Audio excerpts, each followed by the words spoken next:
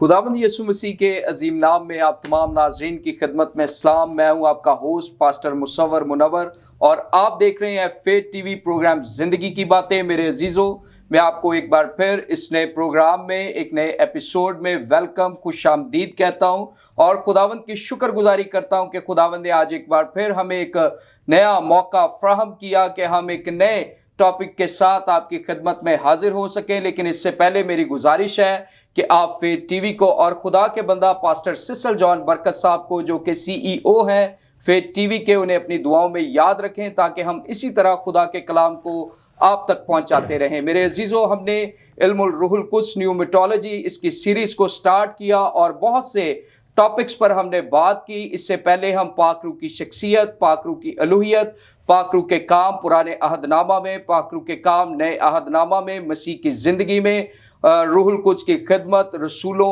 और मसीह के शागिर्दों की ज़िंदगी में रूहुल कुद्स की खिदमत पर बात कर चुके हैं। इसके अलावा हमने पाकरू के फलों पर बात की और लास्ट जो हमने एपिसोड किया वो था gifts of the Holi spirit, और हमने उस पर बात की और उसका इंट्रोडक्शन हमने देखा और कुछ नेमतों पर हमने सीखा भी, जिसमें हिकमत का कलाम, इल्मियत का कलाम, ईमान की नेमत। और आज उसी एपिसोड को हम आगे बढ़ाएंगे और उसी टॉपिक का ये पार्ट 2 है, gifts of the Holi spirit का पार्ट 2, और इसमें बाकी जो नेमतें हैं उनको हम डिस्कस करेंगे। और आज इस मौजू पर हमारी रहनुमाई के लिए जो खुदाम स्टूडियो में हमारे साथ मौजूद हैं, मैं उनका तारुफ आपके साथ करवाना चाहता हूं। हमारे साथ मौजूद हैं खुदा के खादम पास्टर हरून परवेज साहब, जिनका ताल्लुक ग्रेस चर्च से है, बतौर पासबान अपनी खिदमत कर रहे हैं और मुख्तलिफ जगहों पर अंजील की मुनादी के लिए जाते हैं। हम इनके लिए खुदावंद की शुक्रगुजारी करते कि आज इस टॉपिक पर हमारी रहनुमाई के लिए स्टूडियो में मौजूद हैं।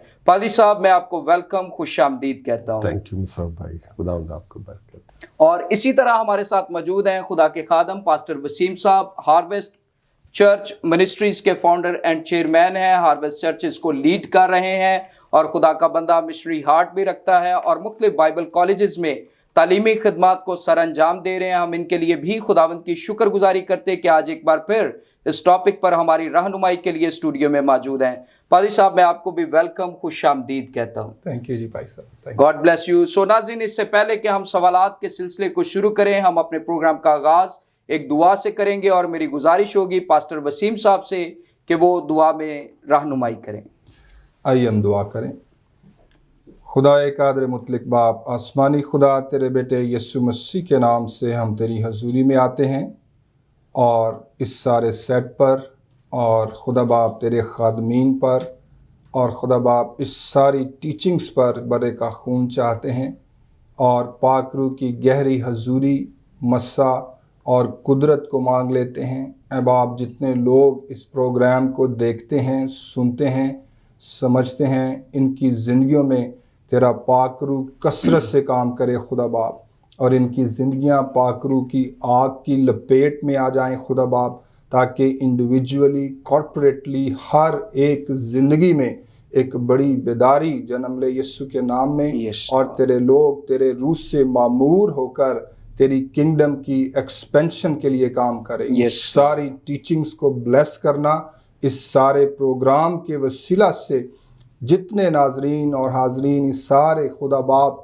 कलाम को सुनते और सीखते हैं, उन सब की ज़िंदगियों में तेरा ख़ास मस्सा, पाक रूह की नेमतें, पाक रूह की कुदरत काम करे, तेरा जलाल ज़ाहिर हो। खुदावन यीशु मसीह के वसीला से आमीन, आमीन। थैंक यू सो मच पादरी साहब। सो नाज़रीन, हम सवालात के सिलसिले को शुरू करेंगे और हम जिस टॉपिक पर बात कर रहे हैं वो है gifts of the Holi spirit, और इसमें जो मरकज़ी हवाला हमने खुदा के कलाम में से लिया वो है पहला कुरंथियों उसका 12वां बाब, उसकी 4 से 11वीं आयत। और हमने लास्ट एपिसोड में पाक रूह की नेमतों के तारुफ, लफ्ज़ नेमत की वजाहत और फिर हिकमत का कलाम, इल्मियत का कलाम और ईमान की नेमत पर बात की। आज हम आगे बढ़ेंगे और मेरा पहला सवाल खुदा के खादम पास्टर हरून साहब से होगा। पादरी साहब, आप हमारी रहनुमाई फरमाएं कि ईमान की नेमत से आगे इस फहरिस्त में हमें शिफा की नेमत का जिक्र मिलता है। मैं चाहता हूँ आप इस नेमत की वजाहत फरमा दें।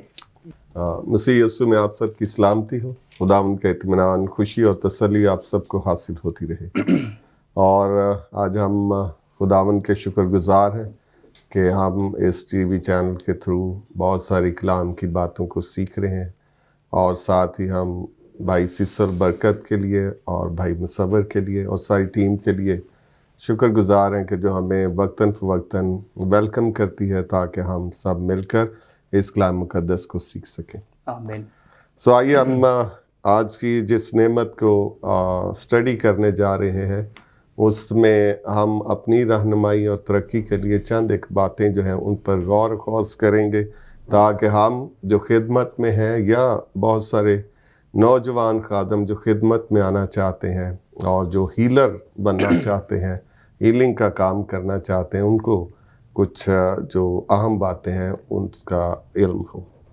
سو بائبل مقدس پہلا کرنتھس کا خط اور اس کا 12واں باب اور اس کی 9ویں آیت میں لکھا ہے، کسی کو اسی روح سے ایمان اور کسی کو اسی ایک روح سے شفا دینے کی توفیق۔ سو بائبل مقدس میں جو شفا کے تعلق سے ہمیں بہت سارے واقعات نظر آتے ہیں، خاص کر پرانے عہد نامہ میں۔ شفا نہ صرف بنی نوع انسان کا جسمانی اور روحانی جو مقصد ہے اس میں وہ اہم ہے، بلکہ خدا کی نگاہ میں بھی شفا بہت اہم ہے۔ خدا انسان کو شفا دینا چاہتا ہے، اور جب ہم بائبل کی تاریخ میں جب پڑھتے ہیں تو شفا دینے کی قوت یا شفا کی قدرت صرف خدا کے پاس ہے۔ اور جب ہم بائبل مقدس میں تاریخ میں دیکھتے ہیں تو بہت ساری ایسی بیماریاں جو لا علاج تھیں، جن کا انسانی حکمت اور انسانی معالجے میں ان کا علاج موجود نہیں تھا، لیکن اس کا علاج جو ہے وہ ہمیں خدا کی قدرت اور خدا کے ہاتھوں میں نظر آتا ہے، اور لوگ بہت زیادہ خدا کی طرف کانٹیکٹ کرتے، رجوع کرتے، خدا کے پاس آتے، اور خدا نے جو رستے مقرر کر رکھے تھے اس طرف آتے تاکہ وہ شفا پائیں۔ اس میں سے ایک بیماری جو ہم بائبل مقدس میں دیکھتے ہیں وہ کوڑ ہے، جو انسان کو جب وہ لاحق ہوتی اور اس کے بعد وہ معاشرے اور ہر طرح سے کٹ آف کر دیا جاتا، اسے ہیکل میں خدا کے حضور جو مذہبی رسومات ہیں ان کے ادا کرنے سے اسے کٹ آف کر دیا جاتا، بالکل جو ہے اسے معاشرے سے الگ کر دیا جاتا۔ لیکن وہیں پر ہم یہ بھی دیکھتے ہیں کہ خدا نے اخبار کی کتاب اس کے 14ویں باب میں اس کا علاج اور اس کے لیے ایک راہ بھی رکھ چھوڑی کہ جو کوئی اس راہ میں یا اس ذریعہ سے آئے گا اور وہ شفا پائے گا اور وہ بحال کر دیا جائے گا۔ پھر ہم جب یسوع مسیح کو چاروں اناجیل میں دیکھتے ہیں تو یسوع مسیح کی خدمت میں ہمیں عوامل اور جو کام ہے اس میں اہم خدمت جو نظر آتی ہے وہ منادی کے ساتھ ساتھ شفا کی خدمت بھی موجود ہے۔ یسوع مسیح شفا دینے کے تعلق سے بے شمار ہمارے پاس حوالہ جات موجود ہیں کہ جب انہوں نے شفا کا کام کیا اور بہت سارے لوگ جو ہیں انہوں نے شفا پائی، اور یہاں پر ہمیں ایک مرتبہ جو ہے گفٹ آف ہیلنگ جو ہے کام کرتا نظر آتا ہے۔ بیت حسدہ کے ایک واقعہ پر جہاں پر بہت سارے مریض موجود تھے، وہاں پر ایک ایسا مریض بھی موجود تھا جو 38 برس سے وہیں پر پڑا ہوا تھا، اور جب وہ بیت حسدہ کے حوض تک نہیں پہنچ پاتا تو اسی تناظر میں ہم دیکھتے ہیں کہ یسوع مسیح وہاں پر آتے ہیں، اور یسوع مسیح خاص اس کے پاس آتے ہیں اور اس سے پوچھتے ہیں کہ کیا تو شفا پانا چاہتا ہے۔ گفٹ آف ہیلنگ جو ہے وہ خدا کی مرضی اور اس کے حکم کے مطابق ایکٹیو ہوتا ہے اور کام کرتا۔ وہاں پر بہت سارے بے شمار جو بیمار پڑے تھے، سب نے ہیلنگ کو ریسیو نہیں کیا،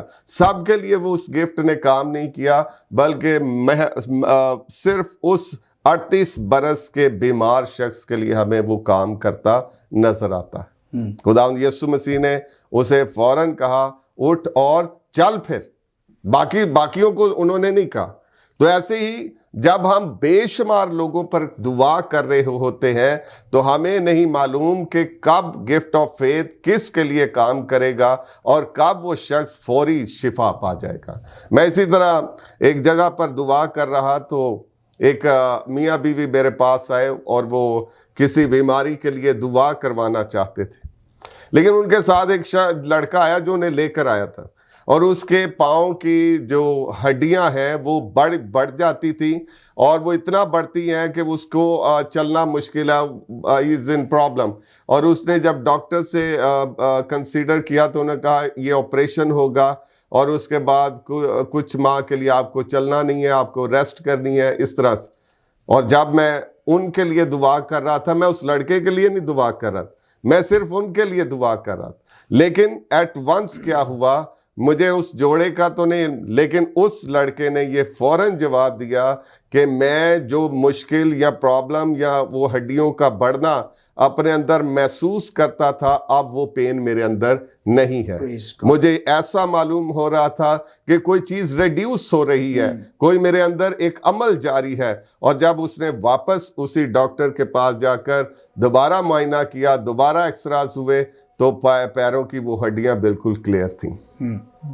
تو گفٹ آف ہیلنگ جو ہے، اسی طرح بہت مرتبہ جن لوگوں کی ضرورت ہے، جن کے لیے بہت بڑی مشکلات ہیں، ان کے لیے ایکٹیو ہو جاتا ہے اور انہیں ان مشکلات پر غلبہ بخشتا ہے. اور ہیلنگ کے لیے ایک بائبل اسکالر نے بہت اچھا لکھا، اس نے کہا شفا صلیب کی راہ میں حائل رکاوٹوں کو دور کر دیتی ہے تاکہ انسان صلیب کے پاس آئے اور زندگی پائے. آمین. اور یسوع مسیح جب ہمیں آسمان پر جاتے نظر آتے ہیں تو جب ارشاد اعظم دیا گیا اس میں بھی شفاؤں کا ذکر کیا گیا، معجزات کا ذکر کیا گیا. اور شفا اس لیے روح القدس کی قدرت سے اور قوت سے آج بھی کلیسیاؤں میں یہ گفٹ کام کرتا ہے تاکہ لوگ یسوع کے پاس آ سکیں، لوگ روح القدس کے تابع ہو، لوگ خدا کے پاس آ سکیں اور اپنی زندگی میں خدا کے جلال کو دیکھ سکیں.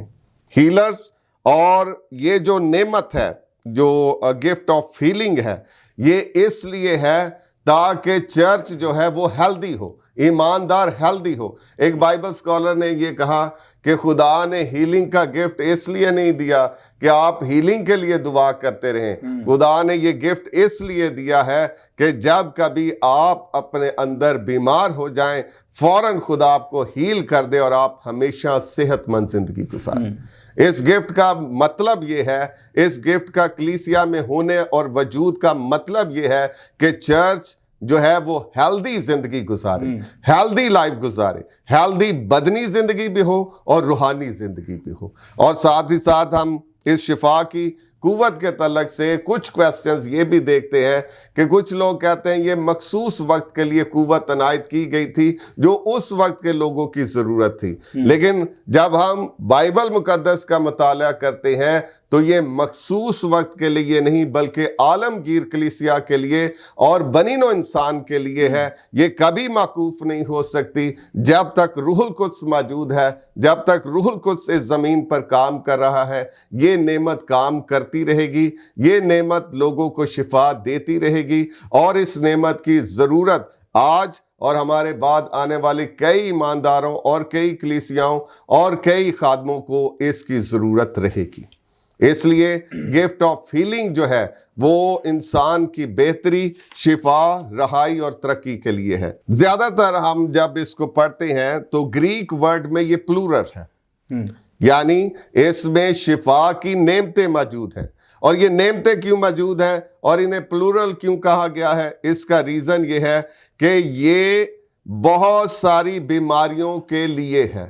یعنی انسانی بدن میں بہت ساری بیماریاں جو ہے آتی ہیں، یہ ان سب کے لیے ہے. اور ان بیماریوں کے ریزنز ہیں، کئی ریزنز ہیں. نمبر 1، کچھ بیماریاں حادثاتی آ جاتی ہیں. نمبر 2، کچھ ذاتی غفلت کی وجہ سے ہوتی ہیں. نمبر 3، کچھ بیماریاں جسمانی زیادتی کی وجہ سے ہو جاتی ہیں. اور اسی طرح ہم جب مزید اس میں بڑھتے ہیں تو کچھ ایسی بیماریاں ہیں، جو ایسے ڈیزیزز ہیں جو اصل میں شیطان کے قبضے میں جانے سے آ جاتی ہیں.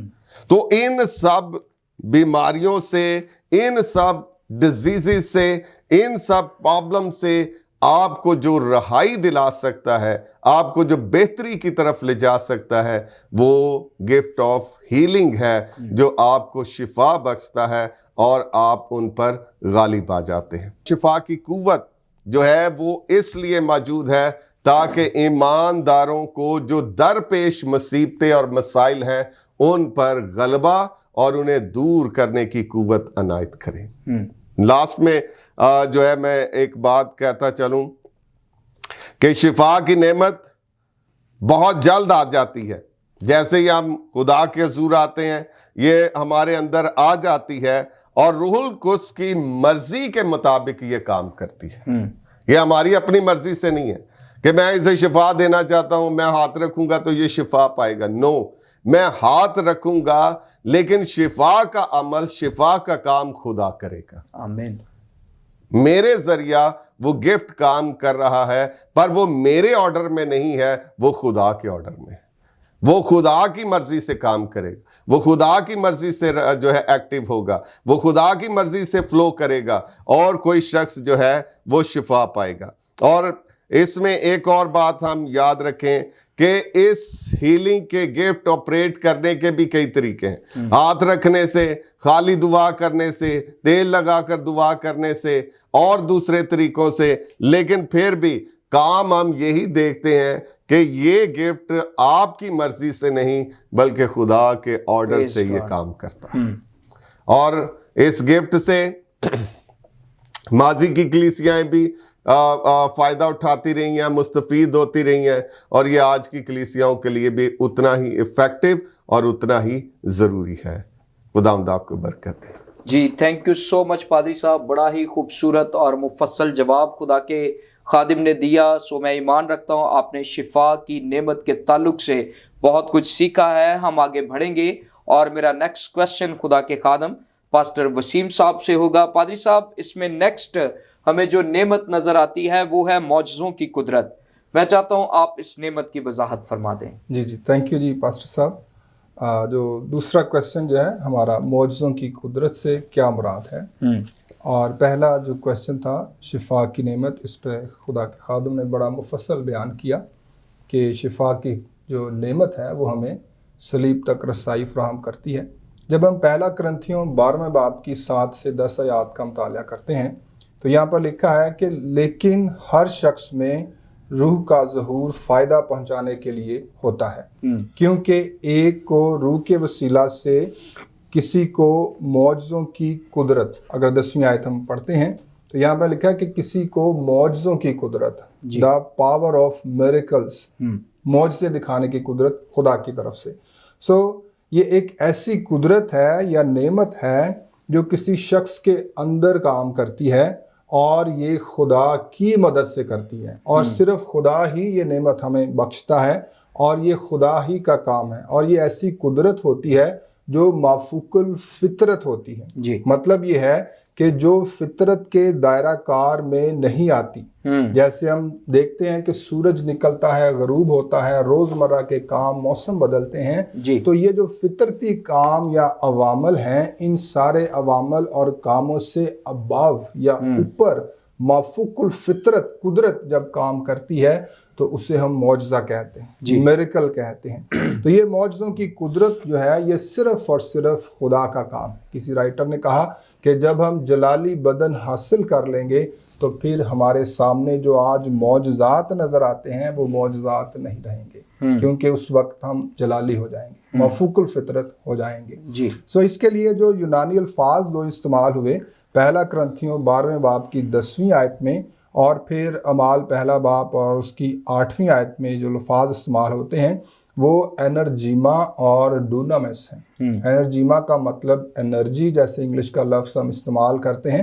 ڈونامس کا مطلب جو ہے ڈائنامائٹ، ایکسپلوسیو پاور، جس سے جو ہے تباہی یا بربادی بھی ہو سکتی ہے۔ سو ان دونوں الفاظ کو اگر ہم ملائیں تو اس کا مطلب یہ ہے کہ خدا کی ایسی قدرت اور طاقت جو ہے وہ فطرت کے تمام اصولوں کو تباہ کر دیتی ہے۔ سو معجزات جب ہوتے ہیں تو فطرت کے اصول یا نیچرل چیزیں جو ہیں وہ بے معنی رہ جاتی ہیں۔ یہ خدا کی قدرت جو ہے ہماری زندگیوں میں ظاہر ہوتی ہے، جیسا کہ پرانے عہد نامہ میں ہم دیکھتے ہیں کہ بالام کی گدھی جو ہے وہ بولنا شروع کر دیتی ہے۔ It's a great miracle beyond our thinking اور ایکسپیکٹیشنز کے ایک جانور جو ہے وہ واضح طور پر انسانوں کی طرح بات کرنا شروع کر دیتا ہے نیچر کے خلاف۔ پھر ہم دیکھتے ہیں کہ ایلیا نے اپنی چادر کو پانی پر مارا تو وہ 2 حصے ہو گیا، دوسرا سلاطین میں۔ یہ ایک بیونڈ نیچرل جو پروسیس ہے اس کے بیونڈ ایک کام ہے۔ پھر ہم دیکھتے ہیں کہ یسوع نے قنائے گلیل میں پانی کو مے بنا دیا، جو کہ ایک بہت بڑا معجزہ ہمیں نظر آتا ہے۔ یہ ایسی قدرت ہوتی ہے جو مافوق الفطرت پاور یا قدرت ہے، نہ صرف بائبل میں بلکہ ہم روزمرہ زندگی میں بھی دیکھتے ہیں کہ خدا کے خادمین کے وسیلہ سے خدا کی قدرت جو ہے وہ انسانوں میں کام کرتی ہے۔ جیسا کہ ساؤتھ امریکہ میں ایک خدا کے خادم بڑے کروسیڈ میں خدا کا کلام سنا رہے تھے، تو ایک غیر مسیحی یا غیر ایماندار عورت اپنے بیٹے کو جس کی عمر تقریباً 15 سال تھی اس عبادت میں چھوڑ گئی، اس ایمان سے کہ شاید یہ ٹھیک ہو جائے۔ وہ جو بچہ تھا 11 سال کی عمر میں اسے ایسی بیماری لاحق ہوئی کہ اس کی دونوں ٹانگوں میں سے ایک ٹانگ نے بڑھنا چھوڑ دیا یا رک گئی۔ جب وہ 15 سال کی عمر ہوا تو دونوں ٹانگوں میں سے ایک ٹانگ پراپر بڑھ رہی تھی، دوسری چھوٹی تھی، اس کو چلنے میں پرابلم اور بہت مشکل ہوتی تھی۔ جیسے ہی وہ اس میٹنگ میں آیا، خدا کے خادم نے اس کے لیے پریئر کی اور فوراً سے اس کی جو دوسری ٹانگ تھی وہ پہلی ٹانگ کی طرح برابر ہو گئی۔ Praise God. It was beyond the imaginations of human beings۔ تو اسے اب معجزہ کہتے ہیں، اور یہ معجزات خدا کی قدرت آج بھی کرتی ہے ہماری زندگیوں میں، لیکن اس کا مقصد کیا ہے؟ یہ جو معجزات ہیں مافوق الفطرت کام ہے، کیا یہ ہماری ترقی کے لیے، ہمارے نام یا ہماری شہرت کے لیے، ہماری منسٹری کی شہرت کے لیے ہیں؟ ہرگز ایسا نہیں ہے۔ ان کے پیچھے جو مقاصد ہیں وہ ہمیں کلام میں ایسے ملتے ہیں، جیسا کہ ہم عبرانیوں کے خط میں 2 باب میں پڑھتے ہیں اور اس کی 2 آیت سے ہم دیکھتے ہیں کہ ان کا مقصد کیا ہے۔ تو اتنی بڑی نجات سے غافل رہ کر ہم کیوں کر بچ سکتے ہیں، جس کا بیان پہلے خداوند کے وسیلہ سے ہوا اور سننے والوں سے ہمیں یہ پایا ثبوت کو پہنچا، اور ساتھ ہی خدا کی بھی اپنی مرضی کے موافق نشانوں اور عجیب کاموں اور طرح طرح کے معجزوں اور روح القدس کی نعمتوں کے ذریعہ سے اس کی گواہی دیتا رہا۔ آمین۔ مسیح کی گواہی، انجیل کا کام، خدا کی کنگڈم کی ایکسپینشن کا کام اس کا مقصد ہے۔ معجزات ہماری پرسنل سیٹسفیکشن کے لیے نہیں، شو آف کے لیے نہیں، ہماری ترقی یا ہمارے جلال کے لیے نہیں، یہ صرف اور صرف خدا کی قدرت کو ظاہر کرنے کے لیے ہیں۔ معجزات لوگوں کی مدد کرتے ہیں کہ وہ یسوع مسیح پر ایمان لا کر ابدی زندگی حاصل کر لیں۔ It's a way of coming to Christ. یہ ایسا رستہ فراہم کرتے ہیں جس میں غیر ایماندار لوگ بھی خدا کے پاس آ جاتے ہیں۔ وہ جان لیتے ہیں کہ دیر از اے پاور، دنیا میں سب سے بڑی ایک قدرت ہے جس کے پاس ہمیں جھکنے کی اور جس کے پاس ہمیں آنے کی ضرورت ہے۔ پھر اس میں دوسری بات یہ بھی ہے کہ یہ سارے معجزات جو اناجیل میں ہم دیکھتے ہیں، پرانے عہد نامہ میں دیکھتے ہیں، آج بھی ہماری زندگیوں میں ظاہر ہوتے ہیں، ان کا مقصد یہ ہے کہ ہم یسوع مسیح پر ایمان لے آئیں، جیسا کہ یوحنا 20 باب میں اس کی 31 اور 32 آیت میں لکھتا ہے کہ یہ سارے معجزات اس لیے لکھے گئے ہیں تاکہ ہم یسوع پر ایمان لے آئیں۔ یہ معجزات جو ہیں ان کی کئی مثالیں ہمیں ملتی ہیں، جیسا کہ یسوع مسیح کی زندگی میں اس نے قدرت پر کنٹرول کو ظاہر کیا، پانی کو اس نے جو ہے پانی پر چل کر دکھایا، ہوا کو تھما دیا، جیسا کہ مرکز 4 باب 39 آیت میں پڑھتے ہیں۔ اور یہ جو معجزات ہیں یہ جسمانی جو شفا ہے اس میں بھی ظاہر ہوتے ہیں، بدروحوں کو نکالنے کے لیے بھی ظاہر ہوتے ہیں۔ مافوق الفطرت کام، جیسا کہ ابھی ایک ہم نے مثال دیکھی ایک بچے کی، تو یہ جو جسمانی شفا ہے یہ بھی معجزات میں آتی ہے۔ مثال کے طور پر کسی کی ٹانگ نکل آئی، بڑی ہو گئی، یا کسی کو جنم سے اندھا تھا اس کی آنکھیں جو ہیں وہ اس نے دیکھنا شروع کر دیا۔ تو یہ سارے معجزات جو ہیں آج بھی ہوتے ہیں اور اس کی کئی ایک مثالیں ہمیں ملتی ہیں۔ اس کے علاوہ ایک اور بات یہ ہے کہ شیطان بھی معجزات کر سکتا ہے، جیسا کہ ایک حوالہ ہم دیکھتے ہیں 2 تھسلونیکیوں میں 2 باب کی 9 سے 12 آیات میں، کہ ہم دیکھتے ہیں کہ شیطان بھی اپنی قدرت سے طرح طرح کے نشانات اور معجزات ظاہر کرتا ہے تاکہ لوگوں کو گمراہ کرے. لیکن اس میں جو سب سے اہم بات یہ ہے کہ اس میں خدا کی قدرت اور خدا کا کلام اور خدا کا خوف نہیں پایا جاتا، بلکہ شیطان کی باتیں، اس کی قدرت اور اس کا جو ہے انفلوئنس پایا جاتا ہے. جیسے کہ ہم دیکھتے ہیں دوسرا تھسلونیکیوں میں اور دوسرے باب کی 9ویں آیت میں، اور جس کی آمد شیطان کی تاثیر کے موافق ہر طرح کی جھوٹی قدرت اور نشانوں اور عجیب کاموں کے ساتھ. اس طرح سے ہم دیکھتے ہیں کہ ابلیس بھی، غیر ایماندار بھی، جادوگر بھی معجزات کر سکتے ہیں، لیکن جو معجزات خدا کرتا ہے ان کا مقصد یہ ہے، جیسے ہم نے دیکھا ہے، کہ ہم یسوع مسیح پر ایمان لے آئیں. پرانے عہد نامے میں اگر ہم معجزات کو دیکھیں تو خروج اور استثنا کی کتابوں میں ہم موسیٰ کے معجزات دیکھتے ہیں. کم و بیش 26 جو معجزات ہیں بڑے بڑے نظر آتے ہیں. پھر ہم پہلا سلاطین اور دوسرا سلاطین میں ایلیا اور الیشا کے 20 سے زائد معجزات دیکھتے ہیں. کچھ لوگ 28 کہتے ہیں، کچھ 26 کہتے ہیں، تو طرح طرح اس کی ڈیفرنٹ جو ہیں کاؤنٹنگز ہیں. پھر اس کے بعد ہم اناجیل میں غور کریں تو یسوع کے ہمیں کم و بیش 38 معجزات جو ہیں وہ نظر آتے ہیں. بہرحال ان ساری باتوں سے ہم سیکھتے ہیں، اور اعمال کی کتاب میں بھی ہم روح القدس کے معجزات رسولوں کے وسیلہ سے سیکھتے ہیں. ان ساری باتوں سے ہم یہ سیکھتے ہیں کہ معجزات جو ہیں آج بھی وقوع پذیر ہوتے ہیں، اور یہ خدا کی قدرت ہے، اور یہ ہر ایماندار کے لیے موجود ہے. یہ ایسی نعمت ہے اگر ہم خدا کے حضور میں آتے ہیں، دعا کرتے ہیں، جیسے پولس نے کہا کہ روحانی نعمتوں کی آرزو رکھو. اور جب ہم ان کی آرزو رکھتے ہیں تو خدا آج بھی ہمارے وسیلہ سے سائنس، ونڈرز اور میریکلز کو جاری کرتا ہے. آمین آمین. جی تھینک یو سو مچ پادری صاحب، خداوند آپ کو برکت دے. بڑے ہی زبردست طریقے سے خدا کے خادم نے معجزوں کی قدرت کے تعلق سے ہمیں سکھایا.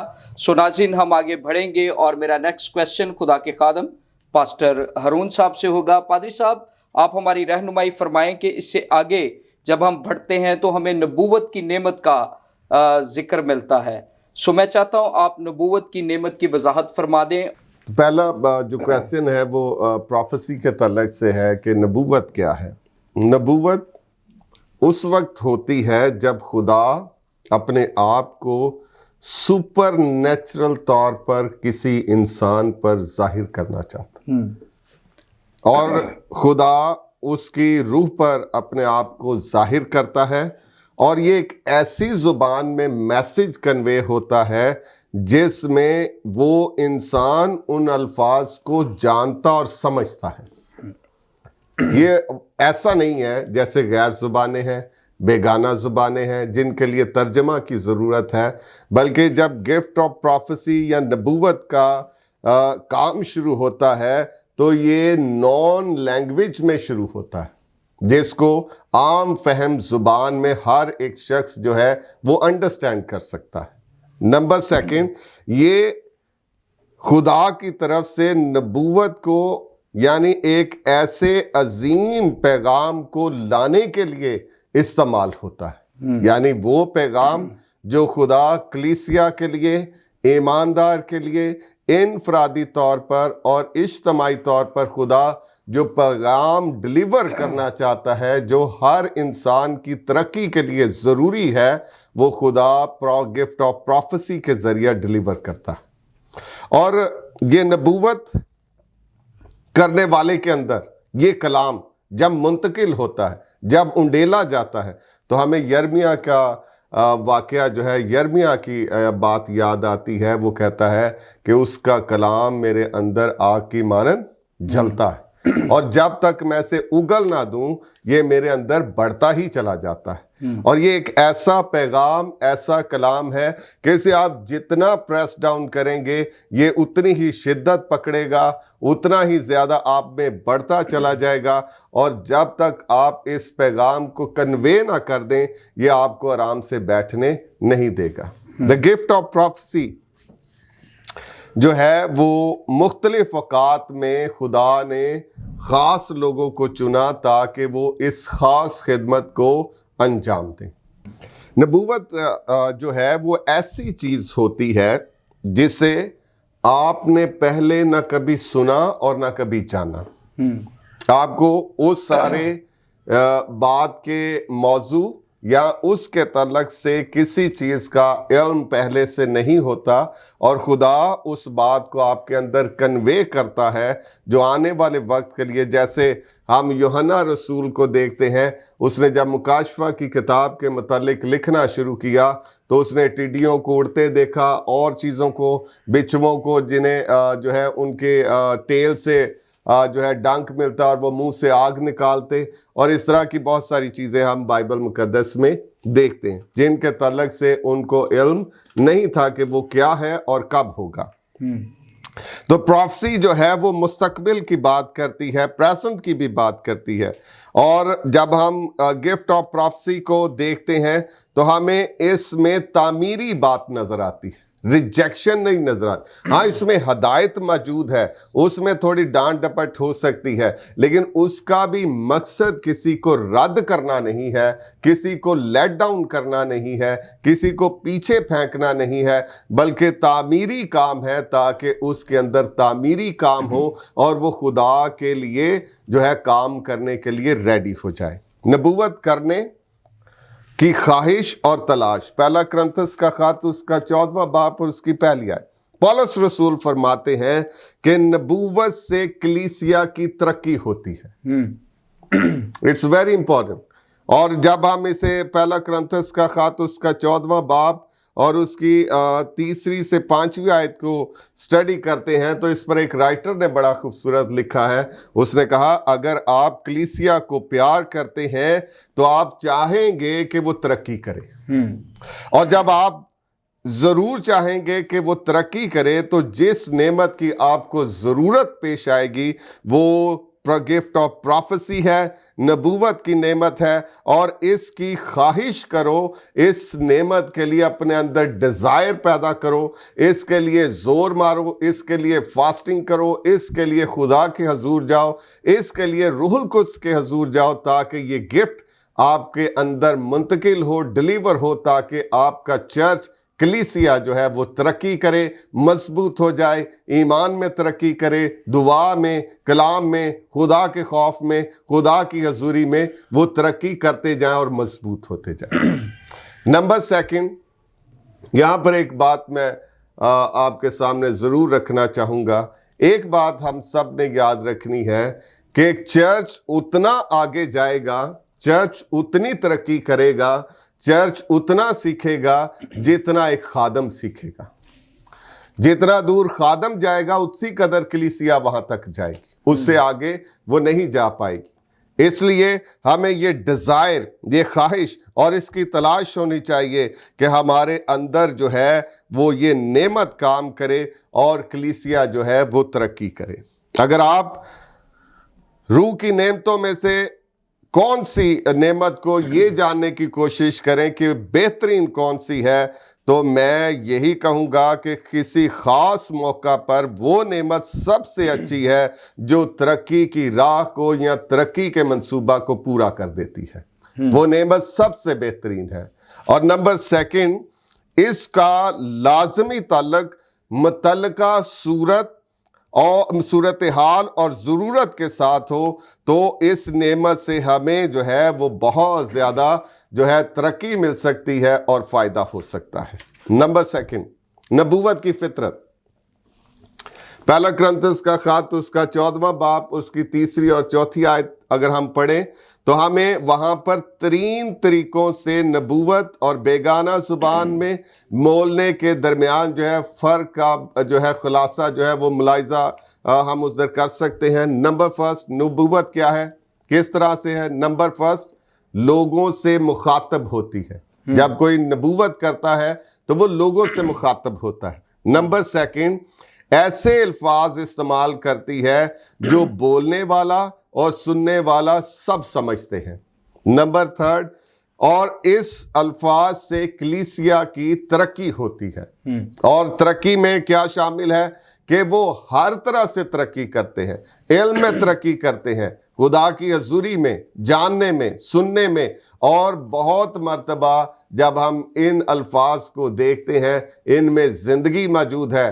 جب یہ مردہ زندگیوں میں یہ کلام داخل ہوتا ہے تو وہ انہیں زندگی بخشتا ہے. اس لیے کلیسیا میں جو نبوت کی خدمت ہے وہ بہت اہم رول ادا کرتی ہے.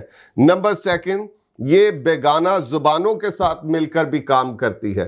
جب بیگانہ زبانیں بولی جاتی ہیں، جب روح کا بہت ظہور ہوتا ہے، روح القدس کی آگ ہوتی ہے، ہر شخص ایمان سے اس کلیسیا کا حصہ ہوتا ہے، تو خدا جو ہے وہ بیگانہ زبانوں کے ساتھ نبوت کا کام بھی شروع ہو جاتا ہے. گفٹ آف پروفیسی اس وقت بھی کام کرتا ہے. اس وقت ہمیں ترجمہ کی ضرورت نہیں رہتی کیونکہ ہمیں ڈائریکٹ وہ باتیں مل رہی ہوتی ہیں.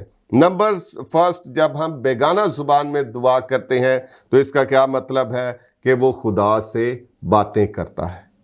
نمبر سیکنڈ، وہ بھید کی باتیں کہتی ہے. جب گفٹ آف پروفیسی بیگانہ زبانوں کے ساتھ کام کرتی ہے تو بھید کی باتیں جو ہے وہ عیاں ہونا شروع ہو جاتی ہیں.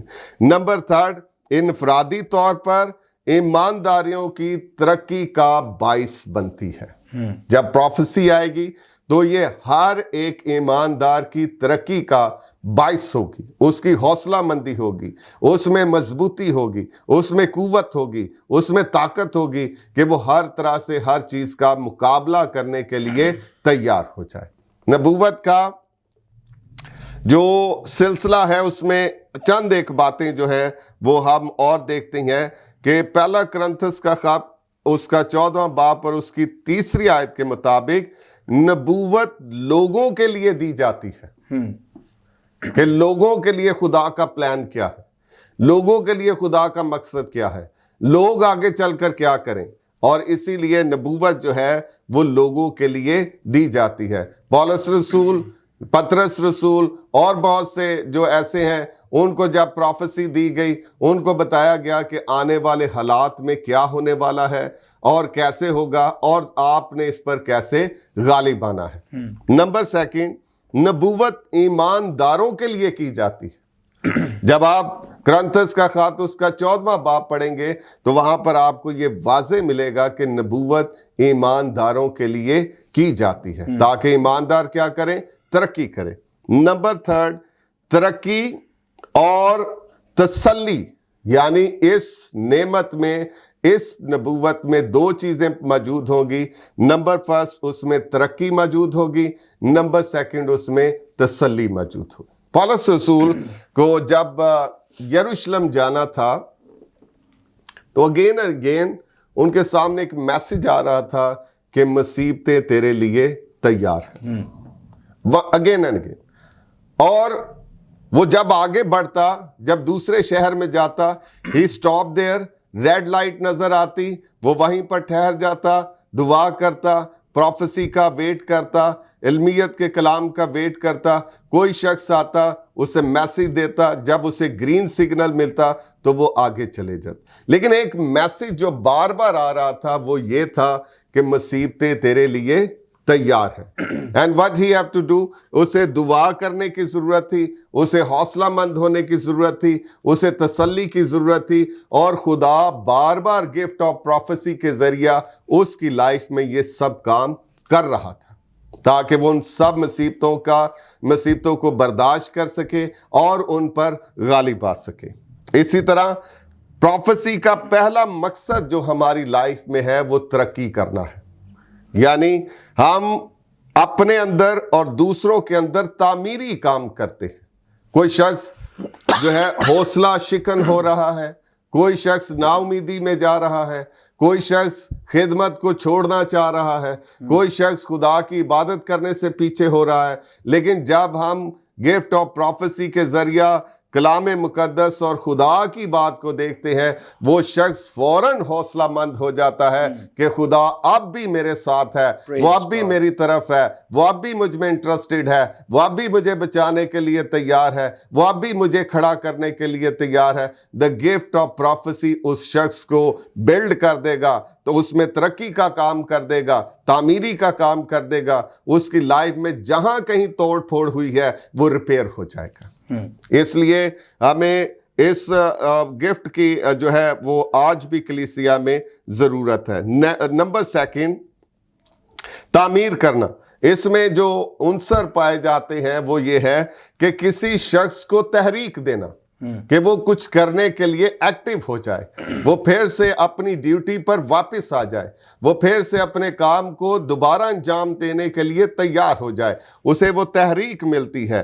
اور پھر اس میں جو دوسرا کام ہے اسے ابھارنا، کہ وہ اس بات کے لیے ریڈی ہو، ڈیسیژن لے، پلان تیار کرے کہ میں نے آگے چل کر کیسے کرنا ہے۔ پھر اس میں جو تھرڈ کام ہوتا ہے وہ یہ ہے کہ اس کا حوصلہ بڑھانا، اور وہ حوصلہ کیسے بڑھتا ہے؟ جب وہ پروفیسی کے ذریعہ خدا کی آواز کو سنتا ہے، اس کا حوصلہ بلند ہو جاتا ہے کہ رب الافواج میری طرف ہے۔ اور اس میں سمجھانا بھی موجود ہوتا ہے اور ہدایت کرنا بھی موجود ہوتا ہے، تاکہ ہدایت پوری ہو، سمجھایا جائے، تاکہ وہ اپنی راہ پر مسلسل آگے بڑھتا چلا جائے۔ اس میں ہم جب دیکھتے ہیں اس میں ڈانٹنا بھی ہے، انتباہ کرنا بھی ہے، تاہم ان سب باتوں میں عنصر ایک ہی پایا جاتا ہے کہ گفٹ آف پروفیسی کے وسیلہ سے، اس کے ذریعہ سے کسی انسان اور کلیسیا اور چرچ کو تعمیر کیا جائے، نہ کہ رد کرنا شامل ہے۔ خداوند آپ کو برکت۔ تھینک یو سو مچ پادری صاحب، خداوند آپ کو برکت دے۔ میں ایمان رکھتا ہوں ناظرین، آپ نے نبوت کے تعلق سے بڑے بہترین طور پر خدا کے خادم کے وسیلہ سے سیکھا ہے۔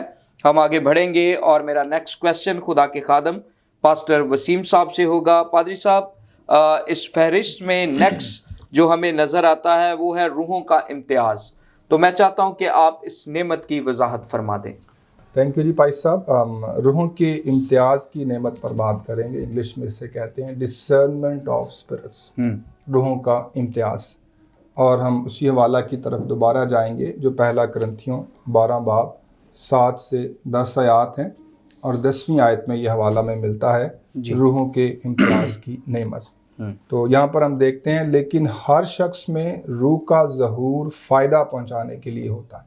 بار بار ہم نعمتوں کے ساتھ اس حوالے کو کنیکٹ کر رہے ہیں تاکہ ہماری انڈرسٹینڈنگ ہو، تاکہ ہمیں پتہ چلے کہ ہر شخص میں جو روحانی نعمتیں ہیں وہ فائدہ کے لیے ہیں، ان کا نقصان کوئی نہیں ہے۔ بعض اوقات لوگوں کے ذہن میں، ان کے دلوں میں خوف رہتا ہے ان نعمتوں کو لے کر یا ان پر بات کرتے ہوئے۔ سو بار بار ہم کنیکٹ کرتے ہیں کہ ہر شخص میں روح کا ظہور فائدہ پہنچانے کے لیے ہوتا ہے، نہ صرف ہر شخص میں، ہر کلیسیا میں خدا کا روح جو ہے وہ فائدہ پہنچانے کے لیے ہے۔ تو یہاں پر جو ہم نعمت دیکھ رہے ہیں وہ ہے روحوں کا امتیاز 10ویں آیت میں۔ یہ جو نعمت ہے اس کو ہم 3 طرح سے دیکھتے ہیں کہ یہ کیسے کام کرتی ہے۔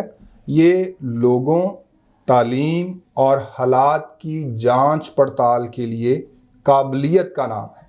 خدا کی طرف سے ایسی قابلیت ہے جو لوگوں، تعلیم اور حالات کی جانچ پڑتال کے لیے ہے، اور اسپیسیفکلی یہ جو لوگ ہیں یہ کلیسیا سے ریلیٹڈ ہیں، اور یہ جو تعلیم ہے یہ ڈاکٹرن ہے، کلیسیا یا کلام یا خدا کی باتیں۔ حالات کا تعلق بھی خدا کی کنگڈم کے ساتھ ہے۔ اس کو ہم ان جنرل نہیں لے سکتے، عام باتوں میں ہم اسے نہیں لے سکتے، کیونکہ ڈسرنمنٹ آف اسپرٹس کا خاص تعلق جو ہے وہ چرچ کے ساتھ ہے۔ یہ ایسی قابلیت ہے جو صرف اور صرف خدا ہی ہمیں دیتا ہے۔ بعض اوقات شیطان بھی اس طرح کی قابلیت کو استعمال کر سکتا ہے۔ جب ہم جادوگروں کے پاس اگر لوگ جائیں اور وہ بھی بعض اوقات کچھ چیزیں انہیں بتا دیتے ہیں کہ آپ کی زندگی میں یہ کام ہو رہے ہیں، لیکن اس کا تعلق بگاڑ اور تباہی اور جہنم کی طرف لوگوں کو لے جانا ہوتا ہے۔ بہرحال روحوں کے امتیاز کا تعلق جو ہے تنقیدی روح سے نہیں ہے۔ It's not a critical spirit.